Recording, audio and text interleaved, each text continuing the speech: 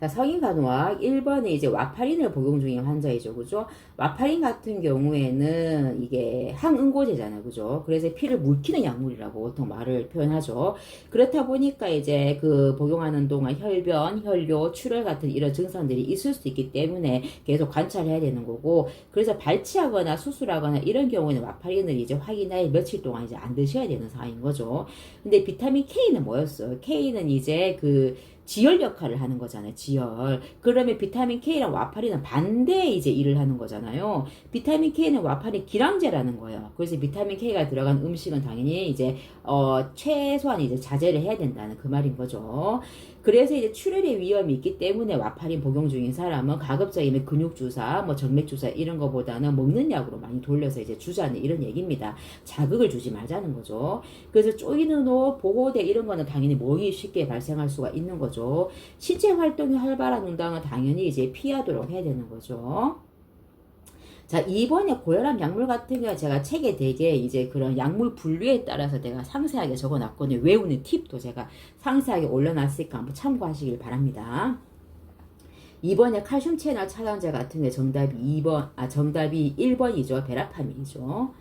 자, 3번에 그 심근경색증 환자 같은 경우에는 왜 이제 코끼리가 이제 본인의 가슴을 억누르는 것처럼 굉장히 심한 통증을 유발한다 그래요. 그래 이 통증 조절을 위해서 투여되는 약물이 뭐냐면은 몰핀이에요. 몰핀. 굉장히 통증이 심해서 이런 마약 정도로 이제 투여를 해야 된다는 거죠. 4번에 이제 뇌출혈 진단을 받았어요. 이제 두개내압이 당연히 안에 이제 출혈 압력이 되게 높아지겠죠. 그러면은 두개내압이 상승이 되겠죠. 그러면 이거를 의심되는 증상이 뭐냐 이런 거죠. 그러면 이제 우리가 투사성 이제 구토 이게 아니라 빨리 뿜어내듯이 팍 하고 이제 투사성 구토가 나거든요. 그리고 이거는 뇌에 이제 어떤 중요한 부위를 이제 뇌가 이제 꽉 차가지고 이제 계속 자극을 하고 누르고 있다는 거거든요. 그래서 누르고 있으면서 동공반사 이것도 당연히 짝짝이로 나오겠죠, 당연히. 그리고 이제 고혈압 이제 혈압이 당연히 올라가겠죠, 그렇죠? 그리고 이제 빈맥이라는 거보다는 이제 연수라는 중요한 부위 있죠, 그죠? 연수라는 거기가 그거죠. 생명에 굉장히 중요한 호흡을 쉬게 하고 소화하게 하고 심장을 뛰게 하는 그 기능이잖아요, 그죠? 그리고 연수를 내가 이제 억누른다는 거죠. 압력이 가해되면서 혈압이 올라가는 거고 호흡도 당연히 숨쉬기 힘들어지고 불규칙해지는 거고 맥박이 떨어지게 되는 겁니다. 그리고 시상하부까지 누르게 되면은 체온 조절 기능이 아예 떨어져 버려요. 시상하부가 체온 조절 기능이 있잖아요. 그러면 고체온증을 이야기하게 되는 겁니다. 고체온증. 그래서 4번 요거는 이제 중요한 문제이기도 하죠. 잘 보셔야 되고 5번은 뇌졸중 환자에게 나타나는 문제는 정답이 이제 5번이거든요. 자, 오른쪽 이제 뇌혈관에 문제가 생겨 터지지 않아요. 터지게 되면은 이제 우리가 뇌관의 아래 부위에서 교차가 되게 되는 거야. 그래서 오른쪽 뇌가 문제 생기면 왼쪽에 문제가 생기는 거고 왼쪽 머리에 문제가 생기면 오른쪽에 이제 마비가 오는 거고 그렇다는 건 이제 우리가 여러분 알고 계셔야 되고 여기 브로카 실어증과 이제 베르니케 실어증이 있거든요. 여기 나오듯이 브로카 실어증 같은 경우에는 우리가 되게 임상에서 많이 볼 수 있는 거예요. 어떤 부위의 뇌혈관에 이제 문제가 생겼냐에 따라서 실어증 종류가 달라진다는 거예요. 근데 실제 임상에서 브로카를 더 많이 볼 수가 있더라고요. 운동 실어증이라고 해요. 예를 들어 내가 어떤 환자한테 얘기를 했잖아요. 당신 이름 뭡니까? 라고 얘기했을 때 내 질문을 이해했어요. 하지만 브로카 실어증은 운동이 안 된다고. 운동 이렇게 얘기하는 거예요. 자, 반면에 베르니케 실어증은 뭐냐면은 감각 실어증이라고 해요. 이름이 뭐예요? 이 말을 이해를 못하는 거예요. 그래서 엉뚱하게 저 간호사예요. 이렇게 얘기하는 거. 그래서 말은 제대로 할 수 있는데 이해를 못해서 동문서답을 하게 되는 거죠. 자, 6번 같은 경우에는 이제 뇌하수체 종양 제거술 위에 이제 뇌척수액. 자, 우리가 뇌척수액이 만약 뭐 어떤 사람이 교통사고 나가지고 만약 예를 들어서 그러면 이제 코로 이제 귀로 이렇게 뇌척수액이 어떤 문제가 생겨서 흘러나올 수가 있는 거잖아. 그죠? 그리고 이게 콧물인지 아니면 뇌척수액 이제 구분을 하기 위해서 어떤 방법을 쓰냐는 거죠. 그러면 이게는 포도당 검사 있죠. 그 BST, 그 혈당 검사하는 것처럼 그 스틱으로 검사를 하면 되는 거거든요. 자, 이제 뇌척수액은 안에 포도당이 되게 많이 포함이 되어 있기 때문에 이게 뇌척수액이라 그러면 포도당 수치가 측정이 되겠죠. 그죠? 자, 그럼 여기로 왜 콧물이 흘러내리냐면은 왜 우리 옛날에 이제 미이라 같은 거 이제 미이라 만들 때 보면은 미이라 이제 안에 뇌를 다 뺐다 그랬잖아요. 그래서 뇌를 어떻게 뺐냐? 여기 안에 콧구멍으로 이제 뼈를 이제 뇌로 통하는 그 뼈 있겠죠. 그죠? 그 뼈를 뚫어가지고 안에 뇌를 긁어냈다 그러잖아요. 이 말은 뭐죠? 여기 이제 뼈를 연결해가지고 여기 이어져 있다는 거죠. 뇌랑. 그죠? 그러면 뼈가 어떤 이유로 문제가 생겼다는 거죠. 그죠? 어떤 뭐 교통사고 당해서 이 뼈가 박살이 났건 간에 그래서 이 갈라진 뼈 틈으로 인해가 뇌촉수에 의해서 흘러내려온다는 겁니다. 자, 7번에 보시면 이제 우리가 낙상사고로 경추 4번이 손상이 되어버렸어요. 4번. 손상이 되게 되면, 자, 경추 몇 번 이상이 손상되면 어떻고, 흉추 몇 번 이하 되면 어떻고, 이것도 내가 표로 되게 잘 해놨거든요. 이것도 여러분이 살펴보셔야 되는데, 1번입니다. 경추 4번 이상의 경추 1, 2, 3, 4 손상을 받게 되면, 호흡을 포함한 모든 기능을 싹 다 이제 상실하게 되는 거죠. 뭐 사망인 거죠. 그죠? 8번에 보시면은 결핵약물에 대한 리팜피신, 에탄부토, 이소니아자이드 각각에 대한 이제 부작용이 다 있잖아요. 그렇죠? 그런 부작용에 대해서도 여러분들이 기억을 하셔야 되는 거죠. 자, 여기 오렌지색으로 나오는 거는 이제 리팜피신이에요. 리팜피신. 제가 여기 결핵 여기 파트에 보면은 각각의 약물에 대한 부작용을 외우는 팁을 제가 이제 알기 쉽게 암기 팁으로 제가 올려놓은 게 있거든요. 그걸 한번 기억을 하시면 됩니다. 리팜피신의 오렌지, 이거예요. 그래서 리팜피신은 오렌지 색깔로 오줌 색깔이 나오는구나 이렇게 매칭하면 되죠. 그러면은 환자나 보호자가 왜 소변이 오렌지색이에요? 설명을 해줄 수가 있어야 되는 거죠. 자, 9번에 안정형 협심증 있는 환자가 나이트로글리세린을 복용하잖아, 그쵸? 나이트로글리세린 같은 경우에는 이제 뇌, 이제 심장을 지나가는 관상동맥 있잖아, 그죠? 심장에 지나가는 그 혈관을 확장을 시키는 거예요. 협심증이 이제 그 혈관이 좁아져가지고 심근세포가 손상을 당하는 거잖아요, 그죠? 그래서 이제 나이트로글리세린이 이 혈관을 확장을 시켜주면서 이제 심근세포 손상을 막아준다는 원리인 거죠. 근데 혈관을 확장을 시키면서 뇌에 있는 혈관도 확장을 같이 시키는 거예요. 그러면서 이제 현기증도 일어나는 거고, 혈압도 떨어질 수도 있는 거고, 그런 거죠. 그런 부작용이 발생할 수가 있다는 걸 내가 알고 있어야 되는 거예요.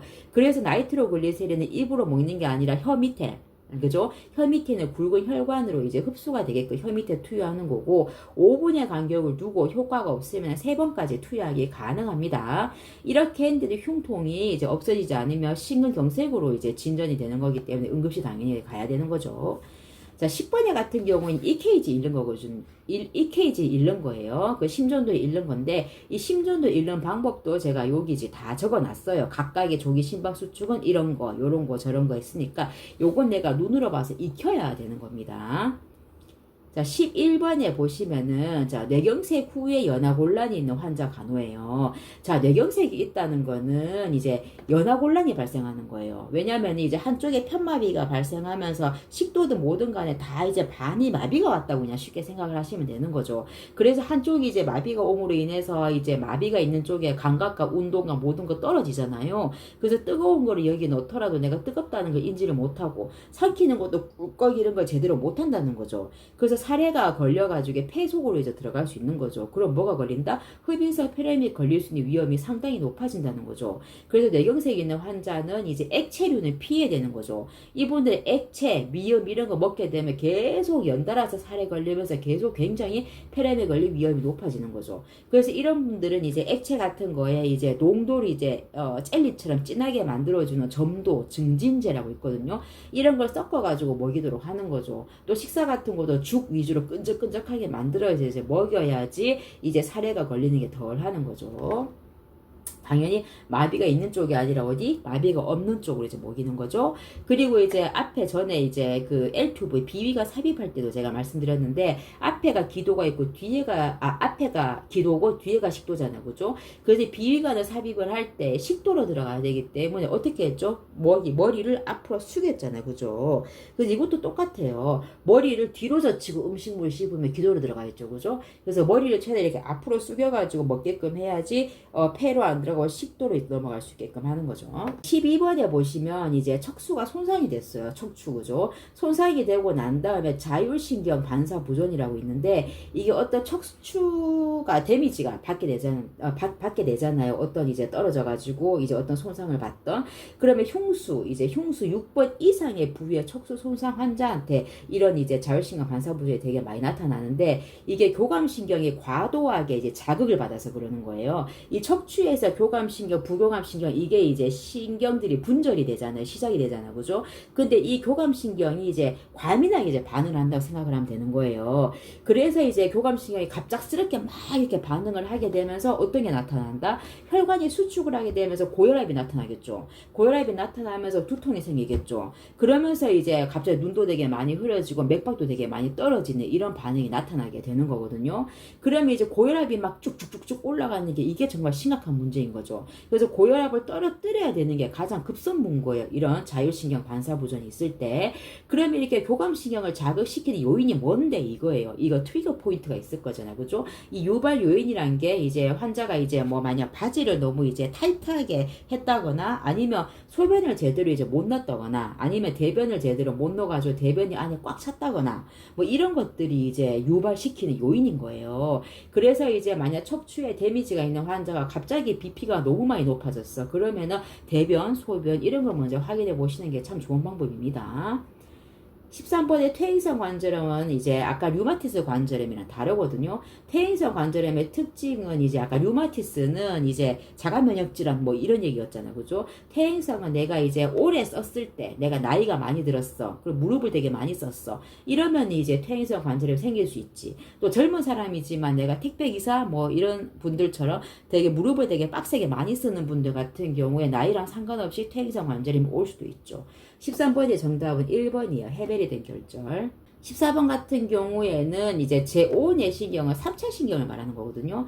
3차 신경을 손상받았을 때 특징을 말하는 거예요. 14번의 정답이 4번이에요. 4번. 이제 3차 신경을 손상받았으면 이게 지나가는 바람에도 이게 통증이 너무 심해서 고통스럽다고 할 정도로 너무 힘들다고 하더라고요. 그래서 차가운 온도, 뜨거운 온도 이런 거는 이제 피해야 되고 찬바람, 뜨거운 바람 이런 거를 맞으면 안 되는 거예요. 그래서 통증이 없는 쪽으로, 통증이 없는 쪽으로 부드러운 음식 위주로 이제 먹도록 해야 되는 거죠. 요봉증이란 뭐예요? 이제 요봉증이라는 거는 이제 ADH, 항이뇨 호르몬 있잖아. 그죠? 항이뇨 호르몬이 뭡니까? 이뇨, 소변이 이제 배출, 밖으로 소변이 나가는 것을 이제 못 나가게 막는 게 항이뇨 호르몬이잖아. 그죠? 그러면 요봉증이란 거는 이제 항이뇨 호르몬이 적게 분비가 되기 때문에 오줌이 밖으로 막 나가는 상황인 거예요. 소변을 지나치게 이제 많이 보게 되는 거죠.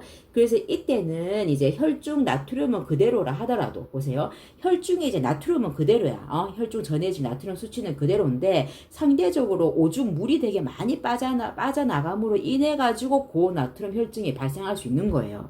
나트륨 자체가 많아져 가지고도 고나트륨 혈증이 될 수 있지만 물이 많이 사라짐으로 인해 가지고 더 짜게 변하는 거잖아요. 그래서 이게 고나트륨 혈증이 올 수 있는 거죠.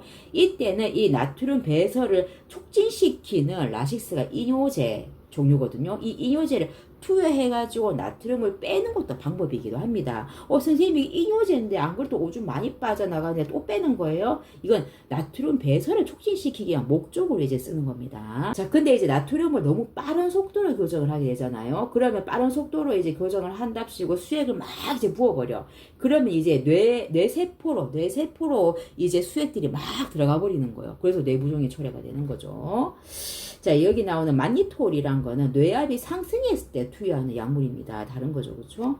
크론병이란 건 뭐냐면은, 자, 입에서부터 이제 항문까지 전체적인 소화관에 이제 발생하는 자가면역 질환, 이것도 자기 스스로 자기 이제 장을 공격을 하는 거죠. 면역 질환인데, 이 염증들이 계속 이제 반복이 되면서 이제 구멍까지 뚫릴 위험성까지 되게 높은 무서운 거거든요. 그래서 안에 되게 염증이 되게 반복적으로 계속 이제 발생을 하면서 환자는 설사를 되게 많이 보게 되면서 얼마나 많이 고통스럽겠어요. 그래서 저섬유질 식사를 해야 되는 거고, 자, 이제 그러면은 자, 회장 있죠. 12자 공장 회장.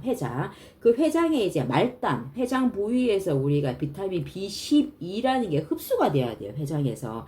근데 이 비타민 B12가 흡수가 안 되겠죠. 왜냐하면 이런 회장에도 계속 염증이 생겨가지고 기능이 떨어져 있기 때문에.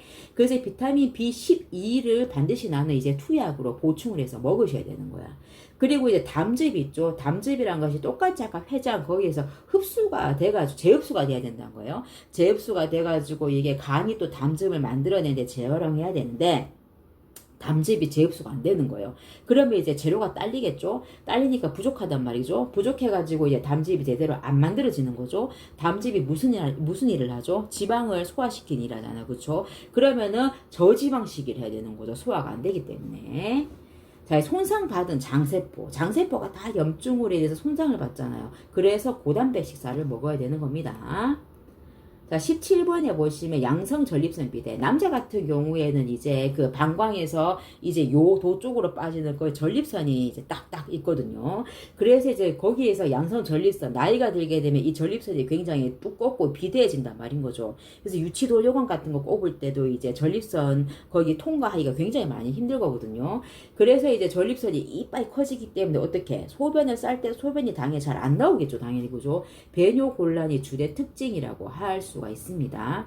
18번에 보시면 요실금에 관련된 문제거든요. 18번에 이제 정답은 우리가 3번이에요. 김박성 요실금. 이거 굉장히 쉽게 보는 거죠. 그죠? 내가 갑자기 이제 소변이 너무너무 싸고 싶어. 막 화장실에 막 가고 있어. 화장실에 가는 중에 이미 싸버리는 거죠. 이게 이제 긴박하게 뛰어가는데, 급하게 뛰어가는데 싼다. 이건 거죠. 자, 기능성 요실금이란 거는, 자, 방광요도 이런 기능은 문제가 없다는 거야. 기능은 문제가 없는데, 이 사람이 정신질환이 있어요. 예를 들어가지고. 그래서 막 그냥 오줌 조절 못하고 다 싸버리는 거예요. 이게 기능성 요실금이라고 하는 거고, 역류성 요실금이라는 거는, 만약 뭐 요도가 막혔어요. 어떤 문제가 생겨가지고, 이제 요도로 오줌이 빠져나가야 되는데, 요도로 오줌이 못 빠져나가고, 거꾸로 방광으로 소변이 역류한다는 거예요. 그래서 역류성 요실금이라고 하는 거고, 그래가지고 밑에 방광이 많이 차잖아요. 차다 못해가지고 밑으로 질질질질 오줌이 싸는 거예요. 그래서 역류성 요실금이라고 부르는 거예요. 자, 긴박성 요실금이란 거 뭐냐면은, 아까, 이제 우리가 왜, 아까 했네. 긴박성 요실금이 요 문제 나오는 거고, 복압성 요실금이란 거는, 자, 우리가 배에 심하게 힘이 들어갔을 때 오줌을 싼다는 거예요. 그래서 우리가 나이가 많거나 이랬을 때 보면은 웃음 막 심하게 웃거나 기침하거나 이럴 때 오줌 실수해버리거나 이러잖아. 그죠? 이게 복압성 요실금이라고 합니다. 케겔 운동하고 막 그래야 되는 거죠. 자, 반사성 요실금이란 거는, 자, 척추가 손상이 되잖아요. 척추가 손상이 되면은 내가 대소변 조절 능력이 없어지잖아요. 그래서 요실금 증상이 나타나는 게 반사성 요실금이라고 하는 거예요.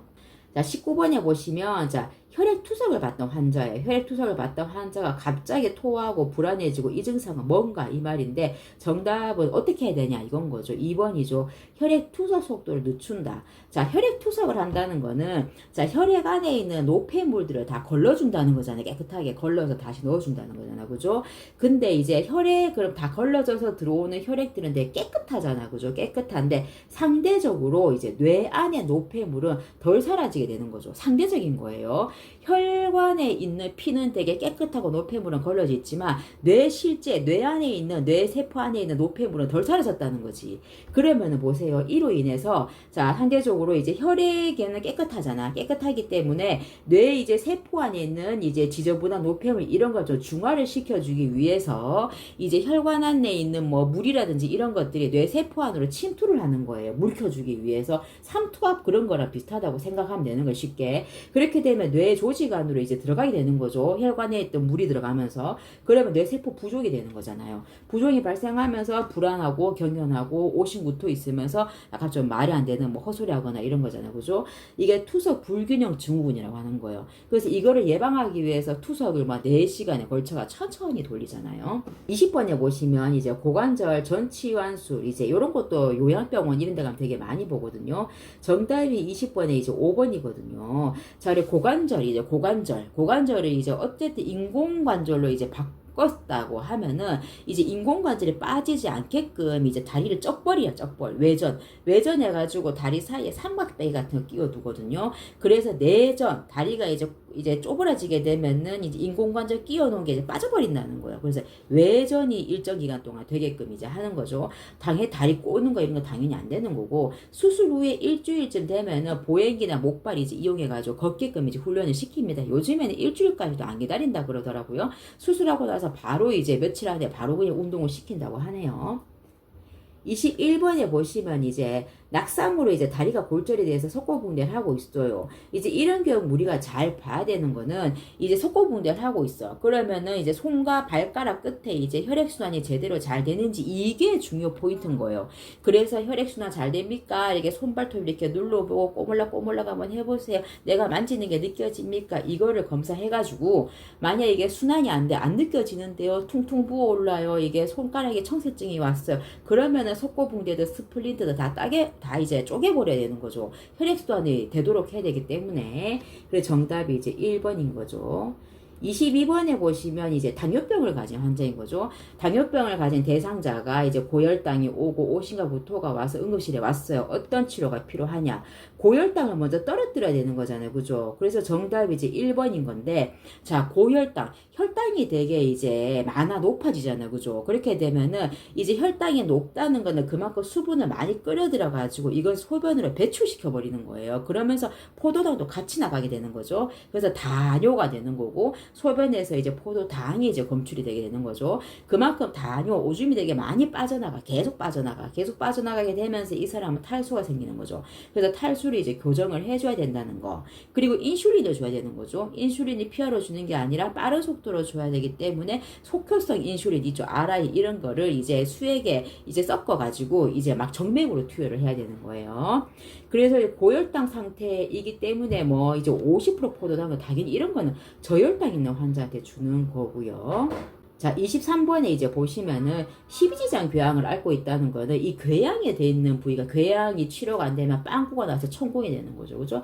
궤양에 돼 있다는 거는 굉장히 많이 움푹 패여 있어가지고 거기서 출혈을 유발할 수가 있다는 거예요. 그럼 출혈이 생기게 되면 이제 피가 뚝뚝 떨어지겠죠. 그죠? 이 피가 위로 토하게 되면은 이제 위로 토할 수 있고 밑으로 토할 수 있는 거죠. 그죠? 근데 이 경우에는 검은색 변을 다량으로 보는 거잖아. 그죠? 검은색 변을 본다는 건 밑으로 내려가게 되면서 이제 소화가 되겠죠. 어느 정도. 소화가 되면서 시간이 되면서 시꺼멓게 변해가지고 똥으로 싸게 되는 거예요. 근데 똥이 시꺼멓게 나오면 상부 위장과 위나 십이장 이런 쪽으로 출혈이 발생하는구나 라고 의심할 수 있고, 이 똥 색깔이 이게 선명한 붉은색이야. 이러면은 위쪽에 있는 기관이 아니라 밑에 대장이라든지 아니면 똥구멍 쪽에서 출혈이 있구나라고 의심할 수가 있는 거죠. 자, 24번에 위식도 역류질환 같은 경우 요즘에 되게 많이 볼 수 있는 환자들인 거죠. 정답이 5번입니다. 이제 복압이 되게 위와 식도와 연결되는 분문 부위 있죠. 분문 괄약근. 거의 힘이 이제 풀려가지고 위 안에 모여있는 음식물, 위산 이런 것들이 역류가 돼서 식도로 올라오는 거예요. 그래서 막 타는 듯한 통증 막 느껴지고 막 그러거든요. 이럴 때 이제 복압이 되게 많이 들어가게 되면 역류가 더 많이 발생한다는 거예요. 그래가지고 이 사람들은 이제 밤에 잠을 잘 때도 머리를 이제 낮춰서 이렇게 자게 되면 이게 계속 올라오거든요. 그래서 머리 약간 올려가지고 자게끔 합니다. 한 30도 정도로. 그러면은 위산이 이제 덜 올라와요. 25번에 보시면 충수염이 의심된다. 복부 팽만과 빈백이 나타난다. 이거는 복막염까지 진행이 이제 된 경우죠. 자, 26번 같은 경우에 담낭염과 관련된 문제거든요. 자, 우리가 담낭이라는 곳이 뭐예요? 이제 간에서 만들어진 담즙을 일시로 저장하는 곳인 거잖아요. 그쵸? 저장하면서 담낭에서 이제 일정 부분 계속 이제 밖으로 이제, 십이지장 쪽으로 계속 이제 배출을 시켜주는 역할을 하는 거죠. 그래서 이제 이 담즙이란 거는 안에 이제 빌리루빈도 이제 포함이 돼 있거든요. 그래서 지방도 이제 소화시킬 수 있는 소화액도 포함이 돼 있는 거고, 그래서 담낭에 이제 문제가 있는 경우에는 담낭염이 생길 수가 있고, 안에 담석이 생길 수 있는 거 있고, 아니면 또 국구에 담낭을 이제 드러내는 경우도 발생하는 거죠. 그래서 이제 담낭염이 있으면은 밖으로 이제 담즙이 적절히 배출이 돼야 되는데, 이게 배출이 안 돼 계속 쌓이다 보니까 빌리루빈이 계속 몸에 쌓이게 되는 거죠. 근데 빌리루빈이 황달 일으키잖아요. 빌리루빈 색깔 자체가 누리딩딩한 색깔이잖아요. 그래서 빌리루빈이 축적이 되게 되면 황달이 생기는 거고, 황달이 생기게 되면 이 안에 빌리루빈 자체가 피부에도 축적이 되면서 이게 가려움증을 유발하는 거예요. 그리고 담낭에 문제가 생겨서 담즙이 배출 안 되죠. 그러면 이제 지방 음식을 먹어도 지방이 소화가 안 되죠. 왜냐면 이제 담즙이 지방을 이제 소화시키는 소화액도 포함이 되어 있으니, 그러면은 지방이 소화가 안 돼 지방변이 이제 기름이 둥둥 뜬 변이 밖으로 이제 배출이 된다는 거죠. 담낭이 위치한 이제 우상복부 간도 위치하고 있죠. 거기에 통증이 나타나는 겁니다. 자, 27번에 간경화증에서 나타나는 복수를 말하는 건데 이건 정답 2번이거든요. 자, 이제 복수가 나타난다는 거는 이제 간에서 이제 알부민을 만들어내잖아요. 알부민은 혈장 단백질이죠. 알부민은 이제 적당한 수분을 이제 끌어당겨 가지고 이제 하는 그런 역할인데, 만약 이제 알부민이 수분을 끌어당기는데 이 끌어당기는 역할을 알부민이 부족해서 못해요. 그럼 이 수분들이 다 조직으로 쌓이게 되는 거잖아. 조직으로 가게 되잖아. 그죠? 그래서 이제 저 알부민이 오게 되면 몸이 퉁퉁 많이 붓게 되는 거고, 간경화증 환자는 복수도 차게 되고 그런 거거든요.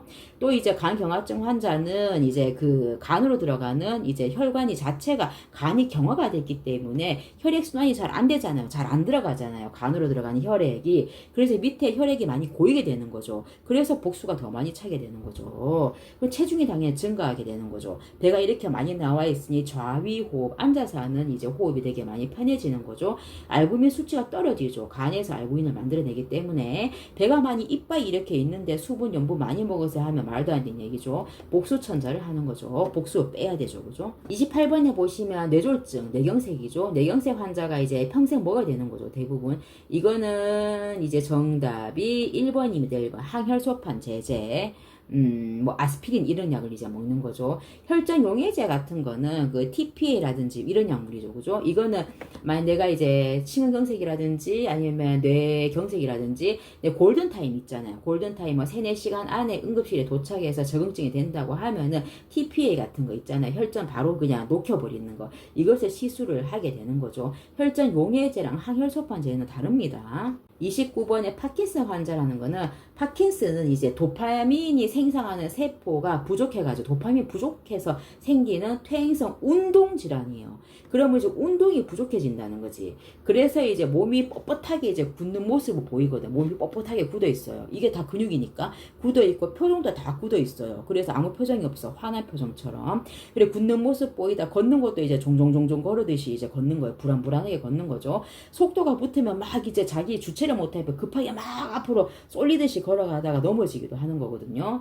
그리고 이제 변비와 배뇨장이 생기겠죠. 아까 말했던 모든 이제 근육들이 다, 소화기관도 근육들이잖아. 이 근육들이 다 단단하게 굳어버리기 때문에 똥도 제대로 못 싸고 오줌도 제대로 못 누게 되는 거죠.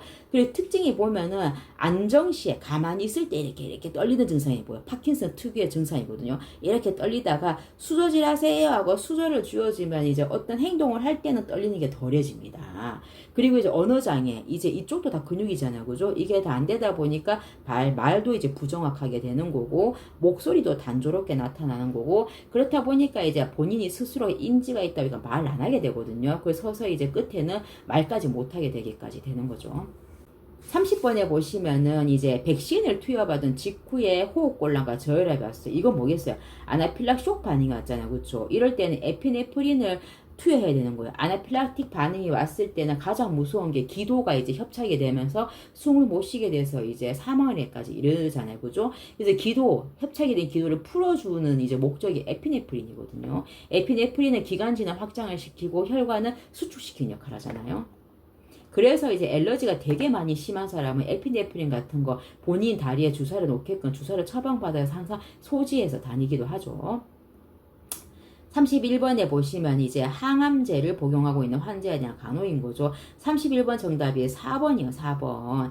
이제 항암제를 복용을 한다는 거는, 이분은 이제 왜 항암제라는 것이 암세포만 죽이는 것이 아니라 우리 몸에서 성장이 되게 많이 빠른 세포 있죠. 그게 뭐겠어요? 예를 들어 손톱, 발톱 금방금방 자라는 세포죠. 머리카락 금방금방 자라죠. 그리고 이제 위장 세포 있죠. 걔네들이 되게 빨리빨리 재생하는 거예요. 왜냐하면 위산이 얼마나 강해요. 위산이 계속 자극이 되면서 얘가 계속 새로 이제 세포들이 튼튼하게 재생이 되고 막 하잖아요. 그죠? 그래서 입안에 구강세포, 이런 거 안에 점막세포, 이런 것도 재생 능력이 굉장히 좋습니다. 왜 우리가 뭐 뜨거운 거 먹어서 혀 이렇게 헐었어. 그러면은 웬만하면 며칠 있으면 바로 새 세포가 이게 생겨나잖아. 그죠? 그래서 항암제라는 것이 이렇게 재생 속도가 빠른 세포도 같이 죽여버리는 게 문제인 거예요. 그래서 항암제를 이제 복용하시는 분은 머리카락 빠지지, 계속 토하지, 구내염 계속 발생하지, 설사하지, 이래서 이런 거예요. 그러면은 다 이제 설사하고 토하고 이랬기 때문에 탈수, 전해질 불균형이 있을 수 있다. 그리고 머리카락 빠지는 거는 항암 치료 다 끝나고 나면 다시 자란다. 이런 것도 다시 말씀해 줄 수 있는 거죠. 자, 32번에 보시면 사고로 인해서 다량의 출혈이 발생, 혈압이 떨어졌어요. 이거는 저혈량성 쇼크가 이제 발생하는 상황인 거죠. 수액을 즉시 공급하고 다리를 올리고 이런 거죠. 33번에 보시면 이거는 열사병과 관련된 거죠. 자, 우리가 열사병이란 건 뭐냐면은 이제 체온을 아까 조절하는 중추가 어디라 그랬죠? 시상하부라 그랬잖아. 그렇죠? 근데 열을 굉장히 많이 받아가지고 이 시상하부가 데미지가 온 거예요. 기능을 잃은 거예요. 그래서 시상하부가 이제 열 조절 못 하다 보니까 보통의 시상하부는 되게 더운 날에 있으면 땀을 흘리고 물 마시고 싶다 이런 게 이제 반응이 나타나잖아요. 근데 시상하부가 이제 자기 기능을 못 하다 보니까 땀도 안 나요. 되게 그래서 이제 ER에 실려왔을 때도 이제 열사병 환자는 42도, 43도 이렇게 고열이 나더라도 땀 한 방울 안 하고 건조한 상태에서 실려오거든요. 근데 이런 상태에서 방치가 돼버리면 당연히 사망에 이르는 거죠. 그러면 이런 사람을 내가 발견을 했어. 이럴 때 가장 먼저 해야 되는 게 뭐겠어요? 어떤 수단 방법 가리지 않고 이 사람의 체온을 떨어뜨려야 되는 게 가장 중요한 거예요. 가장 좋은 게 뭐 얼음물이 있으면 얼음물 안에 이제 갖다 이제 넣어버리는 거죠. 그죠? 34번에 보시면 유방암으로 인해서 한쪽 유방 절제술을 받은 환자예요. 이럴 때는 보세요. 유방을 드러내자. 유방을 드러내면서 이제 옆에 있는 림프절도 같이 침범하는 경우가 굉장히 많이 발생하거든요. 그래서 유방과 함께 옆에 있는 이제 림프절까지 같이 다 절제하는 경우가 대부분이에요. 그 내가 만약에 이제 오른쪽 유방을 절제했잖아요. 그러면 오른쪽 림프도 절제가 되는 거죠. 그러면 이제 이쪽에 절제가 됐음으로 인해서 팔 쪽으로 이제 순환이 다 떨어지는 거잖아요. 혈액순환이란 게 림프도 같이 순환을 하는 거잖아요. 그러면 이 팔은, 수술한 팔은 이쪽은 되게 많이 금방 쉽게 부을 수 있다는 거예요. 그래서 이 팔 쪽은 가급적이면 이제 당연히 혈관 이제 수액 같은 거 주면 안 되겠죠. 혈액순환이 제대로 안 되다 보니까. 그리고 이쪽은 되게 반지라든지 꽉 끼는 시계 이런 거 절대 착용하면 안 되는 거죠. BP도 이 팔을 측정하면 안 되는 거죠. 무거운 물건 이런 거 들면 안 되는 거죠. 그리고 이 부위 팔은 이제 혈액순환이 떨어지기 때문에 어떤 상처가 난다거나 감염이 된다거나 이러면 문제가 크게 발생할 수가 있어요. 그래서 이 팔은 정말 많이 가급적이면 보호를 하고 정말 덥더라도 이제 얇은 옷이라도 입을 수 있을 정도로 피부를 보호해야 된다. 공기 중에 노출시키지 말고 햇볕에 다이렉트로 이제 받지 않게끔 해야 된다. 이것이 되게 여러분이 기억을 하셔야 되는 거죠. 그리고 이제 여기 이제 유방 절제술을 하게 되면 여기에 이제 근육 같은 게 되게 많이 절제가 되잖아요. 그죠? 그러면서 근육이 많이 빠지면서 내가 이제 이게 이게 굳어버린다는 거죠. 쉽게 굳어버린다고. 그러니까 이제 이것을 수술하고 나서부터 조금씩 가동 범위 안에서 계속 이제 운동을 해야 되는 거예요. 운동을 하지 않으면 어떻게 된다?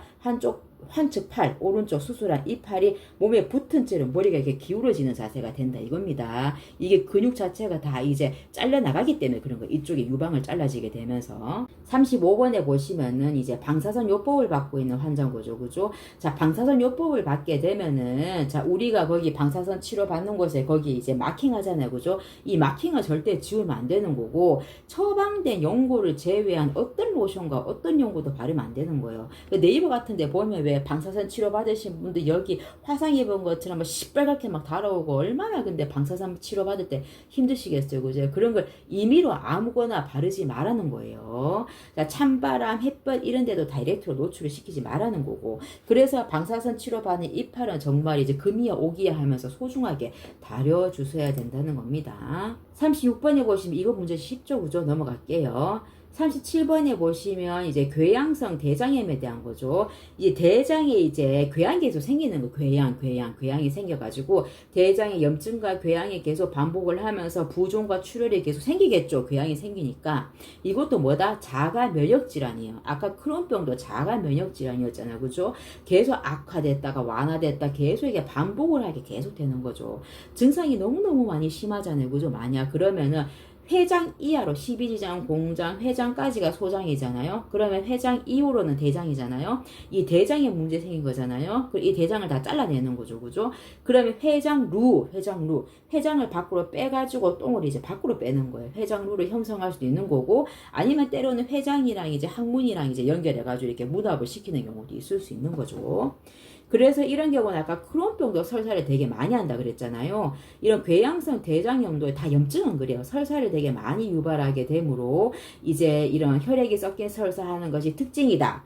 탈수가 생길 수 있다. 요런 것도 내가 여러분 기억하셔야 되고, 그래서 저섬유지 식사를 해야 된다. 요것도 기억을 하셔야 된다는 거. 38번에 보시면 이제 급성 방광염이죠. 그죠? 방광염이라는 게 요도염, 방광염, 사고체 심염 여러 가지 뭐 이런 이제 요런 밑에 비뇨기계 관련된 염증이 발생할 수 있는데 자, 이제 어떤 방광염이 왔을 때는 가급적이면 수분 섭취를 충분히 하도록 하세요라고 교육하거든요. 수액도 되게 많이 맞고 그러면 세균과 찌꺼기 이런 것들을 밖으로 오줌을 통해서 계속 배출을 시키게끔 해야 되는 거예요.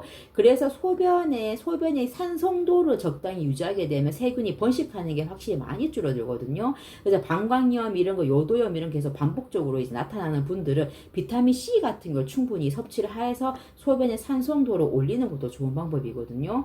이게 염증이잖아요. 그래서 항생제를 처방받은 기간 동안 당연히 먹어야 되는 거고 성교를 이제 하면서 이게 밑에 이제 요도 이쪽으로 해가지고 모든 이제 세균 같은 것들이 들어갈 수가 있는 거예요. 그러므로 성교를 하고 난 다음에는 이제 소변을 한번 꼭 누셔야 되는 거예요. 그래야지 이제 요도 쪽으로 들어가려고 하던 세균을 이제 소변에 바로 싸면서 이제 밖으로 배출시킬 수 있기도 하니까.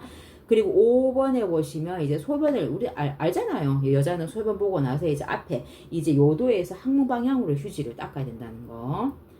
39번에 보시면 급성 신부전 환자인 거죠. 자, 신장이 망가졌어요. 콩팥이 망가졌어요. 그러면은 신장에서 하는 일은 적절히 나트륨, 칼륨 이런 전해질 밸런스도 맞춰주는 일을 하는데 신장에 문제가 생기면 칼륨이 배출이 힘들어지는 거죠. 그럼 칼륨이 내 몸에 쌓이게 되는 것은 고칼륨 혈증이 발생하는 거죠. 칼륨 수치가 높아지게 되면 심장에도 데미지가 당연히 올 수가 있는 거죠. 그래서 카엑셀레이트라는 그 약이 있어요. 이거는 구강으로 먹을 수도 있는 거고 직장 이제 항문으로 이제 투여도 할 수 있는 거거든요. 이 약물은 몸 안에 있는 그 칼륨 있죠. 이 칼륨을 최대한 끌어당겨 가지고 대변이랑 같이 밖으로 배출시키게끔 해주는 약물이에요. 그래서 고칼륨 혈증이 있는 환자들한테 이 약물 되게 많이 투여를 하게 됩니다. 그래서 칼륨 수치가 되게 많이 높게 된다면은 이제 속효성 인슐린 있죠. 속효성 인슐린을 포도당에 섞어 가지고 정맥 주사를 하게 되는 거예요. 왜 칼륨이랑 무슨 상관이 있냐면은 자, 인슐린 있죠. 인슐린이 하는 일이 뭐냐면은 이제 우리가 밥을 되게 많이 먹었죠. 먹고 난 다음에는 인슐린이 이제 췌장에서 분비되죠. 인슐린이 이제 밥에 있는 포도당 있죠. 이 포도당을 그 세포 안에 끌고 들어가는 역할을 해주는 거예요. 포도당을 세포 안에 끌고 들어가게 해주는 게 인슐린이 하는 역할이라는 거예요. 근데 이제 당뇨병 있는 환자는 이제 인슐린이 포도당을 끌고 세포 안으로 들어가게 하는 이 능력이 많이 떨어진 거잖아요. 자, 그러면 인슐린이 포도당만 끌고 들어가는 것이 아니라 칼륨도 이제 같이 끌고 들어간다는 거예요. 그래서 고칼륨 혈증이 있는 사람은 이제 인슐린과 포도당을 많이 섞어가지고 이렇게 정맥 주사를 맞게 해서 칼륨이 같이 세포 안으로 들어갈 수 있게끔 이제 해준다는 거죠. 자, 40번 이제 보시면은 이제 여기 알아야 되는 거는 신부전. 신부전이 있는 환자들 같은 경우 여기 수치가 BNP라고 있죠. BNP라는 혈액 검사로 이제 알 수 있는 수치인데 BNP는 만약 이제 신부전이 있으면 심장이 빵빵하게 되게 부담이 되는 상태죠. 제대로 이제 밖으로 이제 혈액을 펌핑을 못하는 상태죠. 혈액을 펌핑하는 곳이 어디예요? 심실이잖아요. 심실 근육이 부담이 돼가지고 이제 심실 근육에서 분비되는 호르몬인 거예요. 그만큼 심실 압력이 높아졌을 때 이제 호르몬 수치가 높아지겠죠. 이게 BNP가 높아졌다는 것은 심장이 비대했구나라고 추측할 수 있는 그 수치인 거예요. 자, 그러면 심장의 정상 박출률이란 거는 50%에서 70% 정도 짜내줘야 되는데 30%로 떨어졌다는 거 그만큼 심장이 이제 많이 부어서 기능을 못한다는 거예요. 이게 신부전을 말하는 거죠. 자, 41번이란 거, 41번에 나오는 건 이거는 정답이 이제 호지킨병 말하는 거죠. 호지킨병이라는 거는 이제 남성 특히 20대 초나 50대 이후에 호발하게 되는데 이제 리드 스턴버그 이 세포라는 게 부엉이 눈이랑 이제 똑같이 닮은 이 세포가 있나 봐요. 이 세포가 이제 특징적으로 이제 보이는 것이 호지킨병에서 이제 보인다고 합니다. 그래서 이제 리드 스탠버그 세포 이러면 호지킨병 요거랑 이제 매칭시켜서 그냥 기억하면 될 것 같아요. 자, 42번에 보시면 부갑상샘 호르몬. 자, 우리가 부갑상샘 호르몬이 이제 하는 일을 이제 기억을 해야 되는 거죠. 그죠? 부갑상샘 호르몬은 이제 뼈에 있는 칼슘을 빼가지고 이제 피로 이제 분산을 시켜주는 거야. 그죠? 이제 칼슘이라는 게 뼈에만 있는 게 아니라 혈중에도 떠돌아다니죠. 그죠? 혈중, 피 안에 떠돌아다니는 칼슘이 하는 일이 심장세포, 심장 근육세포, 이거를 심장이 뛰게 하는 역할도 하는 거잖아요. 그래서 우리가 알아야 되는 거는 뼈에만 있는 게 아니고 칼슘은 혈중에도 떠돌아다니는구나. 그래서 혈중에 있는 칼슘이랑 이제 뼈에 있는 칼슘이랑 이게 농도를 조절하는 애가 누구다? 부갑상생 호르몬이 그 역할을 하는 거구나. 부갑상생 호르몬은 뼈에 있는 거를 칼슘으로 뼈에 있는 칼슘을 빼서 이제 혈중으로 옮겨주니까 혈중의 칼슘 농도를 높여주는 역할을 하는 거구나. 이렇게까지 내가 이해를 해야 되는 거예요. 자, 그러면은 칼슘이란 거는 산성 상태에서 되게 잘 녹기 때문에 산성식품을 섭취해야 되는 거야. 왜냐하면은 부갑상세 항진증을 진단받은 사람은 이제 혈중의 칼슘 수치가 높아질 수밖에 없는 거잖아요. 항진이 돼 있다 보니까. 그래서 이제 칼슘을 녹여내기 위해 가지고 산성식품을 많이 섭취해라는 이 말이에요. 자, 활동적인 운동을 경유한다는 거는 자, 뼈에서 칼슘이 안 그래도 지금 많이 빠져나가고 있는 상태인데 활동적인 운동을 하라는 거는 골절이 쉽게 일어날 수 있기 때문에 안 된다는 거예요. 그죠? 갑상샘 제거술이 아니라 부갑상샘 제거술을 해야 되는 거죠. 자, 설사란 거는 자, 이제 부갑상생 항진증이 되게 있잖아요. 그죠? 있으면 고칼슘 혈증이 온다 그랬죠. 자, 그러면 고칼슘 혈증의 특징적인 게 뭐냐면은 구토한다거나 배가 아프다는 사람도 있어요. 구토, 복통, 변비, 식욕부지, 이게 고칼슘 혈증의 주된 증상이라고 합니다. 이 증상은 여러분들이 이 정확한 어떤 기전이란 거는 저도 찾아보니까 없더라고요. 그냥 기억을 하셔야 돼. 고칼슘 혈증은 복통이 메인이구나, 구토도 메인이구나. 딱 보다 보면 지하에 그죠? 위장계통에 이제 영향이잖아요. 그죠? 그리고 부작용이잖아요. 기억을 해 주셔야 되겠죠. 자, 그래서 이제 42번의 정답은 이제 5번이 되는 겁니다. 5번 이제 부정맥도 증상이 있다고 합니다. 43번에 보시면 오타가 있습니다. 좀 수정해 주셔야 되는데 보시면 항이뇨 호르몬이 과도하게 분비되면 요복증이 발생하는 게 아니라 항이뇨 호르몬이 적게 분비되면은 요복증이 발생하는 거예요. 요거 좀 오타 수정해 주십시오. 자, 그러면 43번의 증상은 뭐겠어요? 정답이 이제 5번이거든요. 이게 항이뇨 호르몬이 부족해서 발생하는 건데 소변 비중은 낮아지게 되는 거예요. 자, 요복증은 이제 오줌에 수분이 되게 많이 포함이 된 거잖아요. 그죠? 소변 비중이란 거는 그래비티, 비중, 무게 이런 거 말해주고 그죠? 소변에 이제 안에 노폐물도 되게 많이 있고 뭐 또 성분이 되게 많이 있어. 그러면 무게감이 높아질 거 아니야. 그죠? 근데 얘는 지금 묽단 말이에요. 수분이 많이 있단 말인 거죠. 그러면 소변 비중이 떨어지는 게 맞아요. 단뇨가 발생하는 거고. 그 다음에 이제 소변 너무 많이 이제 밖으로 배출하게 되면은 이제 혈압이 떨어지게 되는 거죠. 그리고 빈맥이 이제 오는 거죠. 44번에 보시면 ANC, 그죠? 이거는 이제 그 절대 호중구 숫자를 말하는 거죠. 이제 백혈구 안에 보면 호중구라는 애가 있어요. 호중구라는 것이 어떤 이제 환자가 급성 염증이 있다 그러면은 가장 먼저 이제 수치가 올라가는 게 호중구 수치거든요. 근데 이제 이 호중구 수치가 적절한 수치가 유지해야 되는데 만약 300이라는 수치 이하로 만약 떨어지게 되면은 어떠한 이제 어떠한 이제 감염이라든지 여기에 저항할 수 있는 능력이 없다는 거잖아요. 이런 환자들은 그럼 어떻게 해야 되겠어요? 아까 전에 백혈병 환자랑 이제 비슷한 거죠. 이런 뭐 이제 생과일이라든지 아니면 생채소라든지 흙이 있는 생화 이런 거는 다 감염의 위험이 있기 때문에 당연히 내가 접하면 안 되는 거고 역격리를 시키게 되는 거예요. 외부에서 이제 아니면 타인에게 옮겨올 수 있는 여러 가지 세균, 여러 가지 소스 이런 것들을 다 차단하기 위한 역격리가 필요하다는 겁니다. 그리고 가급적이면 이제 침습적인 처치가 뭐예요? 폴리카테타 아니면 IV 잡는다거나 이런 침습적인 처치인 거죠. 이런 것들이 여러 가지 문제를 발생할 수가 있잖아요. 왜냐하면 여러 감염의 요인이 될 수도 있기 때문에. 하지만 절대 하면 안 된다. 이게 아니고 최소한으로 해야 된다. 무균적으로 무조건 최소한으로 해야 된다라고 여러분들이 기억을 하시면 됩니다. 자, 그 다음에 45번에 보시면은 이제 요거는 빈혈과 관련된 것도 제가 잘 정리해 놨거든요. 요거는 45번 정답 2번 악성 빈혈을 말하는 건데, 자, 우리가 비타민 12, 뭐 위의 내적 인자 이렇게 나오면은 이제 악성 빈혈을 생각을 해야 되는 거예요. 자, 적혈구란 것이 만들어지기 위해서는 비타민 B12라는 이 얘가 필요한 거예요. 근데 비타민 12는 아까 우리 앞에서 말했듯이 췌장에서 흡수가 되는 애인 거예요. 근데 비타민 B12가 흡수가 되기 위해서 위에서는 지원적 흡수가 되는 게 아니고 위에서 나오는 내적 인자라는 그 인자가 있어요. 그 인자랑 결합을 짝꿍이 딱 돼야지 회장에서 흡수가 되는 거야.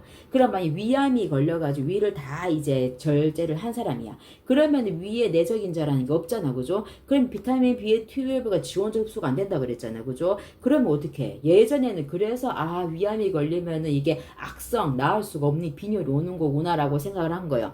근데 요즘에 비타민 B12가 이제 많은 약품으로도 되게 많이 대체가 되기 때문에 위암 절제술을 한다고 하더라도 문제가 크게 되진 않습니다.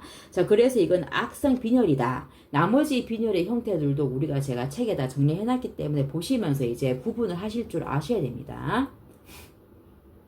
46번에 보시면 이제 우리가 신부정맥 혈전증을 진단받은 환자라 그런다. 그러면 투여하는 약물이 아닌 것은 46번 정답은 4번이거든요. 리튬 이거는 정신과 이제 환자들한테 이제 투여하는 약물인데 신부정맥 혈전증 환자예요. 신부 깊은 곳에 있는 정맥에 혈전증이 왔다는 거예요. 예를 들어 무릎 뒤에 종아리 뒤에 있는 그 혈관 같은 게 깊은 혈관에 이제 혈전증이 왔다는 거죠. 자, 그러면 이거를 이제 진단받은 환자에게 헤파린도 투여할 수 있겠죠. 와파린도 투여할 수 있겠고 에녹사파린, 유로키나제 다 혈전을 녹이는 약물이기 때문에 다 투여할 수 있는 거예요. 자, 혈전 용해시키기 위해서 아까 말했던 혈전 용해제, 유로키나제, 스트랩토키나제, TPA 이런 것들은 이미 이제 생긴 혈전을 이제 녹여내는 적극적인 그런 약물인 거고 이런 헤파린, 와파린 이런 애들은 뭐냐면은 추후에 발생하는 혈전이 더 이상 생기지 않게끔 이제 만드는 약물인 거예요. 좀 다르죠, 그죠? 그래서 이제 요런 4가지 약물은 신부정맥 혈전증 환자한테 투여할 수 있는 약물이라는 거 기억을 해 주십시오. 47번에 보시면 이제 신부전 환자 얘기 또 나오죠, 그죠? 신부전 환자는 아까 전에 이제 심부담이 굉장히 심장에서 제대로 이제 혈액을 짜낼 수 없는 부담을 되게 많이 가진 이런 환자를 말하는 거예요. 이런 환자들은 호흡을 원활하게 할 수 있도록 심장이 꽉 차 있잖아요, 심장의 혈액이, 그죠? 그래서 안전 자세를 취하게해가지고 이제 호흡곤란을 좀 완화시키게끔 해줘야 되는 거고 과식이라든지 스트레스라든지 과도한 활동이라든지 이런 것들은 다 이제 심장에 무리를 주는 거죠. 자, 신부전 환자는 아까 말했던 디곡신을 복용하는 환자입니다. 디곡신은 서맥을 일으키죠. 그래서 어느 일정 이제 60회 이하의 이제 서맥이 확인이 된다면은 의사 확인하에 투여 여부를 결정을 해야 된다는 거죠. 자, 48번에 보시면 TACE 이거는 이제 간세포 암이 걸린 환자가 수술하지 못하는 환자에게 이제 적용할 수 있는 이제 시술인 거죠. 시술인데 이거는 사타구니에 있는 대퇴동맥을 뚫고 들어가는 거예요. 대퇴동맥을 천자 뚫어가지고 카테타를 밀어 넣는 거죠. 밀어 넣어가지고 이제 간 쪽으로 가는 이제 동맥까지 들어가는 거예요. 이제 밀어 넣어가 조영제를 넣어가면서 이제 간암세포가 있는 그 혈관까지 찾아 들어가는 거겠죠, 그죠?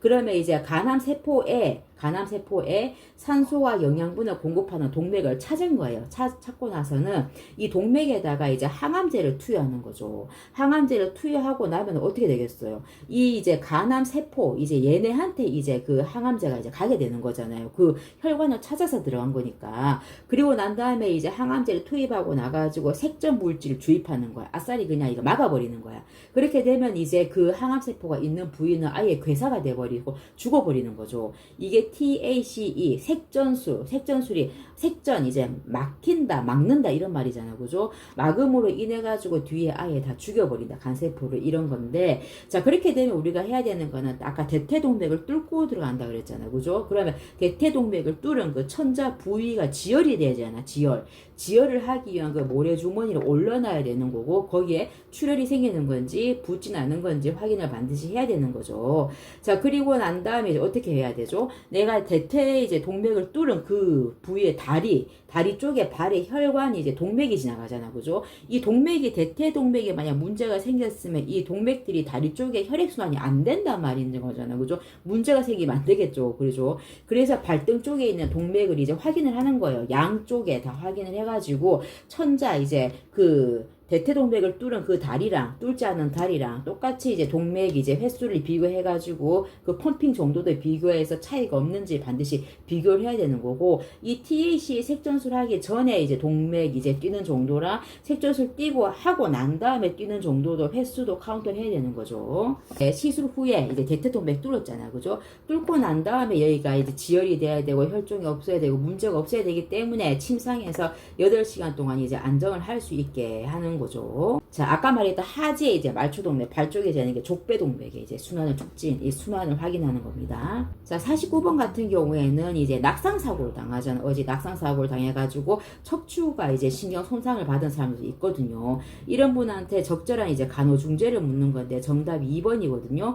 자, 우리가 척수가 이제 신경이 데미지가 오게 되면은 더 이상의 손상을 더 막기 위해서 이 사람을 포지션 체인지, 체위를 바꿀 때 나 혼자 이렇게 뭐 상체 하체 틀어지게 이렇게 하는 게 아니라 뭐 4명이 붙어서 동시에 하나 둘 셋 하면서 통나무 굴리듯 이렇게 굴려야 되는 거죠. 자, 50번 문제는 대사성 산증과 관련된 문제거든요. 자, 우리 1번처럼 이제 과도한 호흡이 만약 있잖아요. 이런 경우에는 호흡성이랑 관련했죠. 호흡성 알칼리증 이제 이쪽으로 빠지는 거고, 자, 만약 대사성 산증을 만약 이제 보상을 하려고 하잖아요. 보상작용이 일어나잖아요. 이게 대사성과 호흡성 있잖아요, 그죠? 대사성을 보상하기 위해서는 호흡성이 이제 발동하는 거고, 호흡성은 반대로 대사성이 이제 발동을 하는 건데, 자, 대사성 산증을 이제 보상하기 위해서는 이제 CO2가 많이 축적되면 이것도 산증이잖아요. 그래서 CO2를 많이 배출을 시켜가지고 이제 알칼리화를 만들려고 하는 과호흡이 이제 발생하게 되는 거예요. 자, 구토라든지 위흡인이라든지 제산제 과다 섭취로 인해서 위산이 되게 많이 소실이 되잖아요, 그죠? 만약 위산이 소실이 되게 되면은 이거는 뭐예요? 호흡이랑 상관이 없잖아요, 그죠? 대사성 뭐죠? 알칼리증으로 이제 빠지게 되는 거죠. 자, 마약성 진통제를 먹게 되면 호흡을 억제한다 그랬죠, 그죠? 호흡을 억제하게 되면 이제 보상작용이 일어나지 못하게 되는 거예요. 그러면 당연히 이런 대사성 산증이 있을 때는 금기사인 거죠. 자, 보세요. 대사성 산증이 있을 때 보상작용을 위해서 이제 호흡을 아까 전에 이제 쉬어야 되잖아, 그죠? 호흡을 쉬는 이제 반응이 있어야 되는데, 마약성 진통제를 먹으면 호흡이 억제되기 때문에 보상작용이 일어나지가 못한다 이겁니다. 51번에 보시면 이제 기관절개 튜브를 T튜브를 하고 있는 상태에서 벤틸레이터를 이제 달고 있는 거죠. 그럼 우리가 고압 경보와 저압 경보로 나뉜다는 거죠. 우리가 고압 경보라는 거 크게 알람이 크게 울린다는 거, 빽빽 아주 큰 소리로 그렇게 울리는 상황은 이제 똑같이 이 튜브가 막혀 있는 경우예요. 이게 분비물이 어떻게 증가돼 가지고 이제 가래로 인해서 이제 어디가 막혀 있거나, 아니면 인공호흡기 튜브 자체가 꼬여 버렸거나, 아니면 튜브 안에 물이 이제 고여 있거나, 아니면 환자가 이제 불안해가지고 막 이제 호흡이 이제 그 기계랑 안 맞는 경우인 거죠, 그죠? 이럴 때는 고압 경보가 울리는 상황인 거고, 저압 경보라는 거는 이제 이 압력이란 게 어딘가에서 실실 새어 나가는 경우에요. 바람이 빠지는 거죠. 그러면 인공호흡기 튜브의 연결 이제 부위가 이제 허슨하게 이제 빠져버렸거나, 아니면 기관절개 부위 이제 튜브가 이제 연결 부위가 빠져버렸거나 이런 경우 있죠. 아니면 커프의 공기가 이제 빠져버렸거나 이런 경우죠. 다 압력이 새어 나가는 경우는 저압 경보 인 거구나. 고압 경보는 어떤 이제 벤틸레이터에서 이제 폐 쪽으로 들어가는 이 이제 이 압력이 어떤 이유로 인해 가지고 압력이 걸려서 막히는 경우인 거구나. 그래서 이 두 가지 나눠서 생각을 해보세요. 자, 52번은 이제 철분 결핍성 빈혈로 이제 외래 진료를 다니는 환자한테 교육 내용인가 봐죠, 그죠? 정답이 4번인 거죠. 철분제를 우리가 복용하게 되면은 대변 색깔이 검은색으로 생기게 되는 거죠. 착색이 되기 때문에 그런 거예요. 그래서 치아도 되게 검은색으로 바뀌잖아요. 그래서 액상 철분제 같은 경우에 그냥 이제 들이마시지 마시고 빨대로 해가지고 최대한 이제 치아에 닿지 않게끔 하라고 얘기하자는 거죠. 그래서 1번 같은 경우에는 이제 주사제보다 경구약으로 투약한다. 이거는 재생불량성 빈혈에 해당되는 내용이에요. 재생불량성 빈혈이란 거는 이제 그 골수의 기능에 문제가 생겨가지고 RBC가 생성이 되지 않는 거잖아요, 쉽게. 그러면 이거는 이제 그 골수에 문제가 있다. 그럼 혈소판도 이제 생길 수가 없겠네. 그래서 이제 출혈 일으키는 주사보다는 경구약이 더 낫지 않을까? 이렇기 때문에 1번은 재생불량성 빈혈 간호에 포커스를 맞추는 거죠. 철분제는 이제 비타민 C랑 같이 먹게 되면 이게 철분의 흡수를 도와줍니다. 요거는 우리가 여러분 기억을 하셔야 되는 거예요. 그래서 이제 식후에 복용하지 말고 가급적이면 식전에 먹도록 하는 거예요. 철분제는. 하지만 식전에 먹으면 나 토할 것 같아 못 먹겠어 이러면은 식후에는 복용해도 되긴 하지만 원칙은 이제 식전에 먹도록 이제 설명을 해주는 거예요. 53번에 이제 교통사고를 당했어요. 구토랑 두통이 있어요. 뇌출혈을 진단받았네요. 이때는 뭘 잘 봐야 되나요? 당연히 뭐 두말 하나 없이 의식변화 아닙니까? 그죠? 두개내압이 아까도 앞에도 얘기했죠. 그죠? 두개내압이 상승되면 모든 뇌의 중요한 부위를 다 이제 누르게 되잖아요. 누르게 되면서 의식이 결국은 변화가 되는 거고 이제 사망에까지 이를 수가 있는 거죠. 54번에 보시면 이제 노화 과정인 거죠. 이제 노인이 돼가지고 노화가 되게 되면은 이제 모든 기능이 다 떨어지는 거잖아요.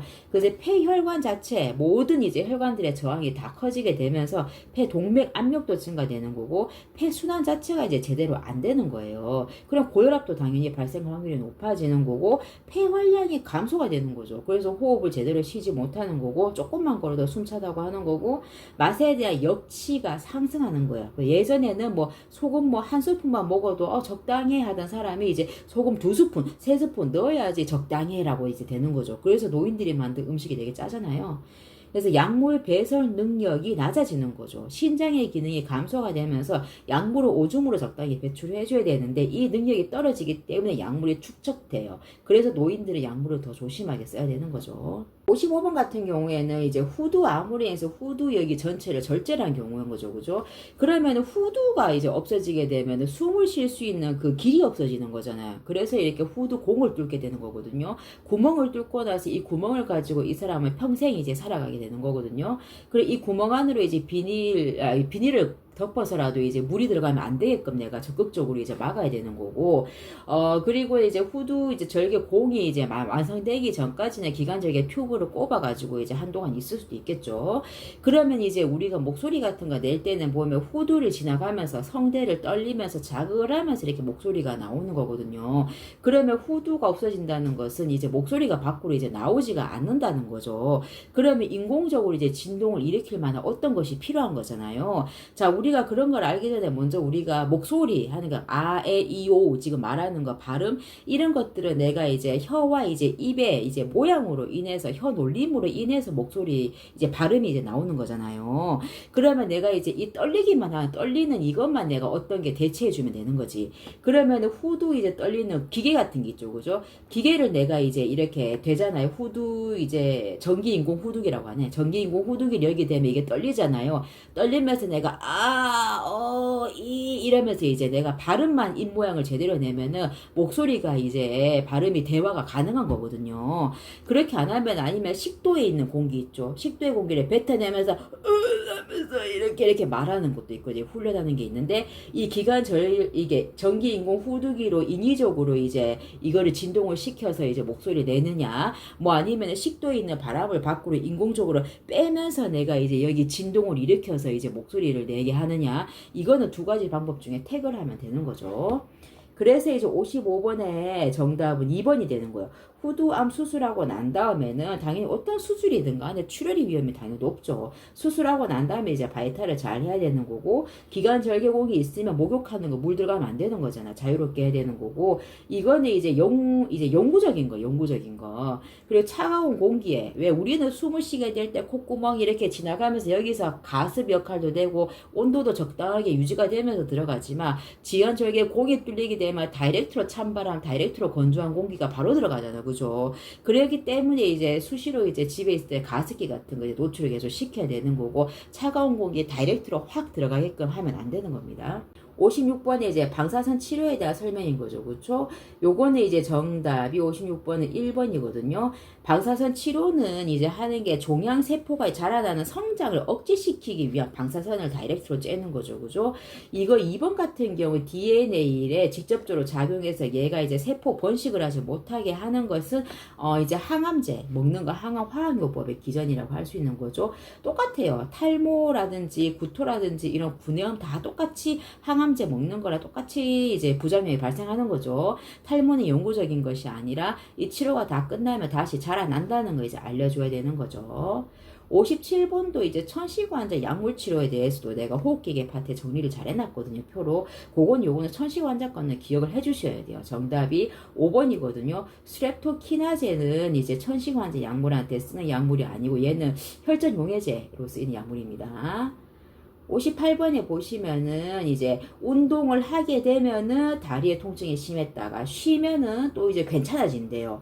이거 보면은 자, 말초 동맥이 이제 완전히 막혔거나 아니면 부분적으로 막혔거나 이럴 때는 이제 그 이하의 조직에 혈액이 공급되지 않는 거잖아요. 그죠? 이럴 때는 이제 운동을 만약 내가 열심히 하잖아요. 그러면 이제 운동할 때 적절히 산소가 이제 조직으로 전달이 돼야 되는데 이게 이제 동맥에 문제가 생기면 운동할 때 펌핑이 이제 혈액순환이 제대로 안 됨으로 인해서 그 조직에 산소가 제대로 안 가고 통증이 이제 발생하게 되는 거예요. 이게 간헐적 파행이라고 하는데 이제 근육에 이제 혈액 공급이 제대로 안 되는 거죠. 산소와 혈액 공급이. 근데 그러다가 좀 쉬게 되면 또 이제 괜찮아지거든요. 그래서 간헐적 파행이라고 얘기하는 거거든요. 그럼 58번에 이제 정답은 1번인데 말초펫에서 동맥 질환일 때 이런 간헐적 파행증이 나타난다는 거예요. 2번처럼 이제 버거시병 같은 경우에는 이제 혈전 뭐 이런 거랑 상관이 없이 소동맥에 염증이 생겨가지고 아예 폐색이 돼버리는 거죠. 막혀져 버린 거죠. 그래서 이거는 안정시 가만히 있을 때도 그냥 통증이 굉장히 많이 심하다는 게 특징적인 거예요. 그래서 이제 이게 아예 그냥 서큘레이션 순환 자체가 안 되다 보니까 쉴 때도 순환이 안 되니까 그런 거죠. 아예 염증으로 막혔으니까 폐색이 됐으니까. 그래서 심지어는 괴사나 절단까지 가야 되는 무서운 것이 버거시병입니다. 그 담배 되게 많이 피는 사람이 버거시병이 많이 걸리죠. 3번에 보시면 신부전맥 혈전증 같은 경우에는 이제 호마스 쌓인 양성 반응 보인다는 게 신부전맥 혈전증의 주된 증상인 거죠. 혈전으로 인해서 이제 혈액순환이 떨어지게 되는 거죠. 혈전이 이제 그 혈관 안에 걸려져 있으니까 그 이하로 이제 통증과 부종 같은 게 발생하는데 이건 정맥질환이잖아요. 그래서 얘는 아까 말했던 간헐적 파행 이런 거랑 상관이 없어요. 간헐적 파행은 동맥이랑 상관이 있어요. 조직에 혈액을 공급하는 산소와 영양분을 공급하는 그런 동맥에 문제가 생기는 게 간헐적 파행인 거죠. 4번이 이제 레이노병 같은 경우에는 자, 추위라든지 뭐 스트레스, 진동 이런 것들에 노출이 됐을 때 말초로 가는 이런 세동맥 있죠. 세동맥, 작은 동맥이 수축이 일시적으로 돼가지고 왜 정말 추운 날에 손이 너무 새하얗게 변하는 사람 있잖아. 그죠? 하얗게 변하다 못해 빨개졌다 하얘졌다 통증도 되게 심하게 되고 이런 증상이 있거든요. 이게 레이노 증후군입니다. 5번 정맥류 같은 경우 정맥이 되게 구불구불하게 혈액순환이 제대로 안 돼가지고 지렁이처럼 종아리 이렇게 있는 게 이게 정맥류인 거죠. 59번에 이제 당뇨병 같은 경우에는 이제 당하혈색소가 이제 몇 프로 이상이면 되냐면은 당하혈색소 검사가 최근 3개월에 평균 혈당 수치를 해서 6.5% 이제 이상이게 되면 당뇨로 이제 진단이 내려지게 되는 겁니다. 이제 당뇨 같은 경우에는 식후 2시간 후의 혈당은 이제 200mg 이상, 200 이상으로 확인이 되게 되면 이게 당뇨로 진단을 하게 되는 거고, 3번 같은 경우 후천적인 요인은 이제 제2형 당뇨병, 제1형 당뇨병은 소아당뇨병이라도 부르고 이제 인슐린을 평생 맞아야 되는 이제 선천적인 이제 질환인 거죠. 4번 같은 경우에는 당뇨병 진단받았다고 해가지고 이제 바로 인슐린이 아니라 제2형 같은 경우에는 처음에는 정말 뭐 이제 운동요법, 식이요법 아니면 경구혈당 강화제 이런 거 먹어봐가지고도 안 되면 이제 인슐린 치료로 넘어가게 되는 거죠. 5번 같은 경우에는 당뇨병성 케톤 산증 같은 경우에는 아까 말했던 당뇨가 되게 많이 고혈당이 높아지게 되면은 이제 그 덱스트로즈 포도당이 수분을 끌어당겨가지고 이거를 같이 소변을 끌고 나가버리는 거예요. 그래가 소변으로 이제 오줌도 되게 많이 나가게 되면서 이제 오줌으로 이제 포도당도 같이 빠져나가게 되는 거죠. 그래서 탈수도 많이 일어나는 거고, 그래서 수액 공급을 이제 해줘야 되는 거죠. 60번의 B형 간염에 대한 설명이거든요. 자, B형 간염은 A형 간염이랑 다르죠, 그죠? B형 간염이란 거는 오염된 물, 음식으로 통해서 전염이 되는 거는 A형 간염입니다. B형 간염은 혈액으로 인해서 누군가한테 전파가 되는 거죠. 그래서 오심과 구토 이런 것들이 되게 주된 이제 B형 간염의 특징이기도 합니다. 자, 그러면은 간에 문제가 생기잖아요, 그죠? 간에서 담즙이 만들어지잖아요, 그죠? 담즙이 지방을 소화를 시키잖아요. 근데 간에 문제가 생기면 담즙이 제대로 이제 안 만들어지는 거죠. 거죠. 그 지방이 소화가 안 되는 거죠. 그럼 저지방 식사를 해야 된다는 거죠. 우리 여기 HbAg는 HbAg, HbSAg 여러 가지 것들 되게 많잖아요. 그쵸? 이런 것들은 제가 여기 우리 본론의 표에 되게 암기 팁으로 같이 해서 되게 상세하게 잘 적어놨거든요. 그래서 그 이제 본론 파트를 이제 기억을 하시면 되는데 HbAg가 양성이면 여기 말하는 E가 emergency 응급 이걸로 생각하시면 돼요. 그러면 HbAg가 양성으로 나오면 E emergency 응급 상황 급성기 상태 이렇게 기억을 하시면 됩니다. 자 61번에 보시면 의식이 없는 환자가 L튜브 피딩을 하던 중에 구토를 했어요. 이건 당연하지. 그러면 어떻게 되겠어요? 기도로 넘어가겠죠? 기도 폐쇄가 되는 거겠죠. 그래서 또 흡인성 폐렴도 발생할 수 있는 거겠죠. 62번에 보시면은 자 아까 설명했던 부분입니다. 62번 정답은 2번인 거고 이거 맥박수를 이제 카운터 체크하는 거거든요. 요것도 제가 이제 1호 파트에 상세하게 적어놨어요. 그래서 그걸 보시면 될 것 같아요. 64번 같은 경우에는 자 B유형 크레아틴 얘기 나오거든요. 자 B유형 같은 경우 뭐냐면은 이제 니트로젠이잖아요. 자 간에서 이제 단백질이 이제 분해가 되잖아요. 단백질이 분해가 되면은 단백질에서 요소 질소라는 게 생기는 거죠. 이건 대부분 신장에서 통해서 제거를 해야 되는 거죠. 근데 혈액 속에 남아있는 B유의 요소 질소 양을 확인하게 되면은 이 신장의 기능이 제대로 작동을 안 하게 되면 혈액 속에 이제 많이 남아있을 수밖에 없는 거잖아요. 그죠? 이게 B유엔이에요. B유엔 검사. 근데 근육이 또 예를 들어 근육이 에너지를 만들어내는 과정이 있죠. 근육이 막 이렇게 일을 하게 되면 근육이 일을 하잖아요. 그죠? 에너지를 만들어내는 과정에서 만들어지는 게 크레아틴이라고 하거든요. 근데 이 크레아틴도 신장을 통해서만 배설이 되는 거예요. 그래서 비유엔 크레아틴 검사는 신장의 기능을 보는 주된 검사라고 아시면 됩니다. 그럼 이 사람이 이제 64번의 정답이 1번인데 다량의 출혈이 발생했다는 거 그리고 이 핍뇨가 소변이 적게 나온다는 거 이거는 신장의 기능이 굉장히 많이 망가졌다는 거죠.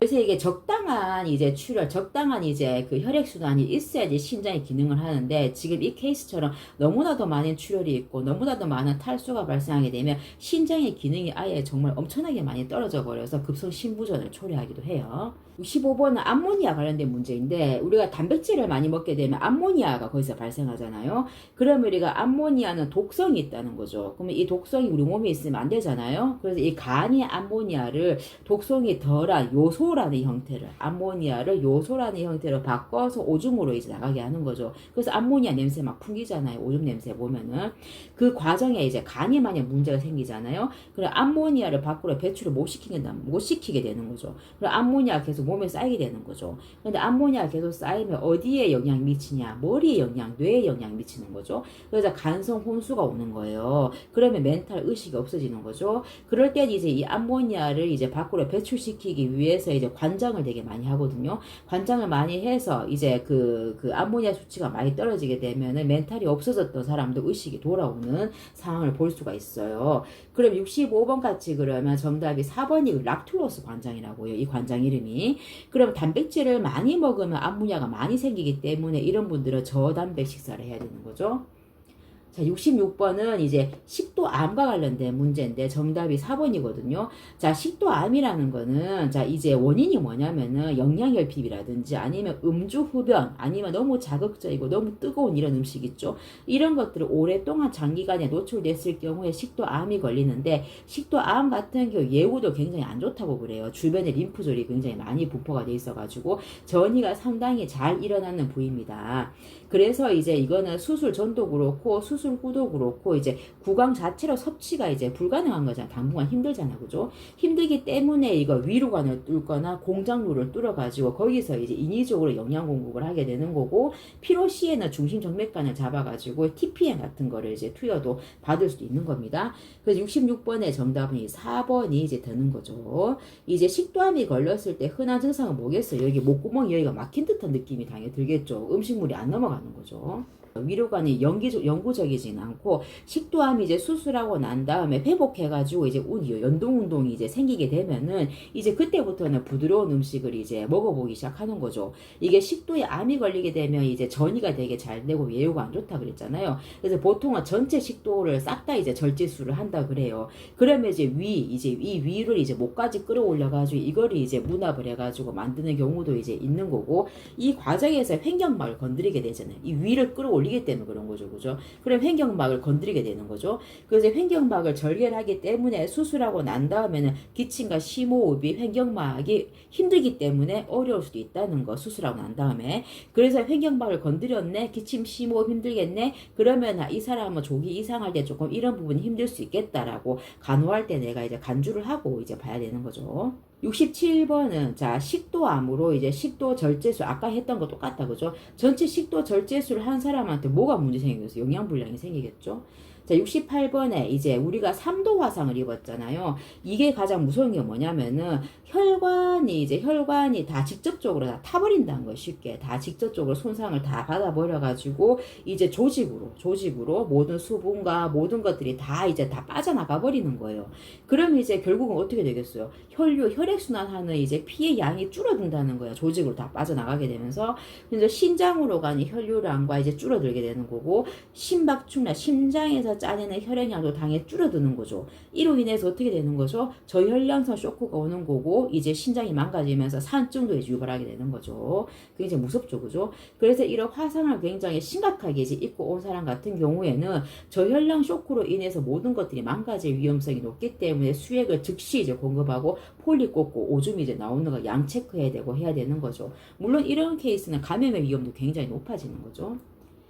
69번은 이제 다발성 경화증을 이제 진단을 받게 되잖아요. 근데 이게 가장 무서운 게 근육이 서서히 약해지면서 결국에 걷지를 못하게 되고 전신 마비가 와서 이제 누워있는 상태가 될 가능성이 굉장히 높다. 그죠? 그래서 69번의 정답이 3번이에요. 이런 경우에는 시야도 되게 많이 흐려지고 뭐 어떤 뭐 이제 비정상적인 느낌도 되게 많이 들고 되게 떨리는 듯한 느낌도 많이 들고 얼마나 두렵겠어요. 그러니까 청력과 후각과 미각 등 모든 것들이 다 이제 퇴행을 하게 되는 거예요. 그래서 증상이 좀 좋아졌다 악화됐다 계속 반복이 이제 된다는 건데 요건 이제 우리가 전체적으로 느낌이 비슷해요. 증상들이 3번에 이제 이상 감각이 정답입니다. 자, 70번은 이제 담낭 절제술을 한 경우거든요. 자, 담낭이라는 곳은 이제 간에서 만들어낸 담즙을 저장을 하는 주머니 역할인 거죠. 그래서 담낭을 드러낸다고 해가지고 담즙이 이제 만들어지는 것에 문제가 있는 건 아니에요. 다만 담즙이 이제 십이지장으로 흘러내리는 이 과정이 수술하고 나서 좀 적응할 때까지 시간이 걸리긴 하겠죠. 자, 그러면은 이제 수술을 처음에 하고 나서는 이제 적응하고 수술 부위가 치유가 될 때까지는 계속 담즙이 계속 12지장으로 흘러내려오면 안 되는 거잖아요. 그죠? 어느 정도 이제 담관에 이제 모이는 그 기능도 적응을 할 수 있게 얘가 만들어줘야 되니까 안에 T튜브란 걸 넣는 거예요. 튜브 하나를 넣어가지고 이 튜브를 통해서 담즙이 밖으로 이제 배출시키게끔 하는 거죠. 그래서 어느 일정 기간이 지나고 나면 외래 와가지고 이제 튜브도 이제 빼게끔 하거든요. 자, 그러면은 식사를 먹잖아요. 식사 한두 시간 전에는 이제 튜브를 잠궈놔야 되는 거야. 밖에서 잠궈놔가지고 담즙이 담관에 일정 양이 모아져가지고 이게 십이지장으로 흘러내려가게 해가지고 음식을 이제 지방 섞인 음식을 소화할 수 있게끔 그리고 나서 식사를 다 먹고 난 다음에 다시 풀어야 되는 거죠. 풀어서 이제 담즙이 고여있지 않고 밖으로 계속 배출시킬 수 있게끔 그래서 이게 일종의 이제 담관을 훈련을 시킨다고 보면 되는 거죠. 자, 그리고 나서 이제 어느 정도 수술하고 난 다음엔 아무리 좀 훈련을 했다 하더라도 아직까지는 미숙할 수가 있어요. 그래서 지방 음식을 먹고 나서 수술하고 몇 주 동안은 배가 되게 많이 아프거나 그럴 수도 있다. 그리고 나서 이제 담즙은 간에서 만들어진 거기 때문에 걱정하지 마세요. 이제 담낭은 절제한 것 뿐인 거고 이제 내 몸이 어느 정도 적응을 한다고 해요. 담낭은 없어지지만 담관이 어느 정도 이제 이 담즙을 보유할 수 있는 기능을 가질 수 있게끔 만들어진다고 합니다. 물론 사람의 차이는 물론 있겠지만 T튜브 이제 밖으로 나오는 이제 담즙의 배행량은 하루에 500cc가 넘으면 안 된다고 합니다. 근데 이렇게 만약 황달이 생겨버렸어요. 몸이 노랗게 떴네요. 그렇게 되면은 아까 담즙의 성분이 빌리루빈도 성분이라고 했죠. 그죠? 그러면 담즙이 배출이 제대로 십이지장으로 배출이 제대로 안 되고 있다는 거예요. 그러면 배출이 안 되고 계속 담즙이 축적이 되고 있다는 거죠. 빌리루빈이 축적이 된다는 거죠. 빌리루빈이 황달을 일으키는 거죠. 그럴 때는 다시 검사를 해 봐야 되는 겁니다.